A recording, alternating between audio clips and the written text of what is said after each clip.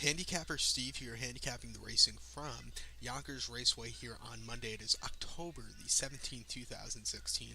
Gonna look at race number 10. Before I get on to that, remember to please follow me on Twitter at HorseRacingKid5 for full cards selections from Yonkers for this Monday program.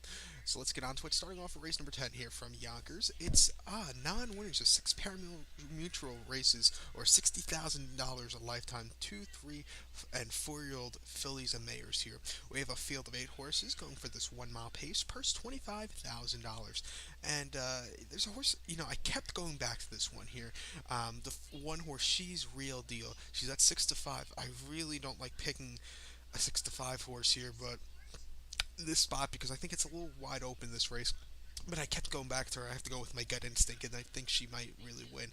So I'm going to go with the one horse. She's real deal as top selection. I'm going to do a super factor. There is super factor wagering offered on this race. I'm going to go 1-2-6-4 here. 1-2-6-4 here in the super. Freeze out. My second selection horse could maybe run a big race here at 7 to 1. I have him, running a good one also. But 1-2-6-4. Number one, she's real deal as a top selection. 6 to 5. Jordan Stratton on this 3-year-old filly. Last time out, ran at the Lexington Red Mile on 9th of October. $108,000 stakes race. This horse finished 5th by 6 3/4 lengths behind Darlin on the Beach, who this horse lost in 2 starts in a row.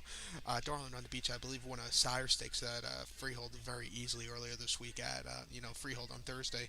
But this horse lost to her that day. Basically, this horse was 8th all around.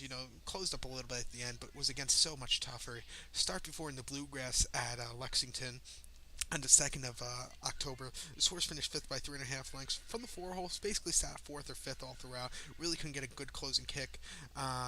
You have to go, and then you have to go back to, this horse hasn't won this year. The last win for this horse came in 2015, but this horse has been facing top quality horses. This horse ran the Valley Forge back in August at Pocono. Horse finished 8th by 12 lengths that day behind Darlin on the Beach. Call me a quitter or whatever that horse's name. But I think in this spot here today, this horse should really romp. Gets to rail 6 to 5. I think this horse should really romp here today. It's not the best price, but from the rail post position, I think this horse should do well. So I'm going to go with this horse here. I'm also, like I said, I would use a long shot play of the 2 horse Freeze Out with Brett Holland, 7 to 1. This horse is trained by Irv Miller. This horse ran in the same conditions last week here at Yonkers. From the 7 hole, this horse finished 3rd by length, just missed. Was in the cover all throughout and just missed a win and an all-out stretch drive. Start before it came 2 weeks ago at Yonkers in same conditions as say. This horse finished 2nd by 3.5 lengths from the 7 hole post position. He's been very close from the 7 hole.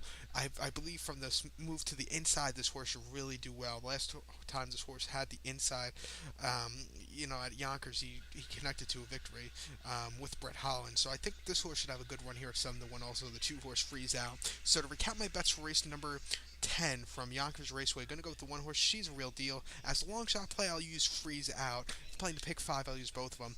But going to go 1-2-6-4 here in the superfecta. So good luck to all and follow me on Twitter at HorseRacingKid5. Good luck, everybody.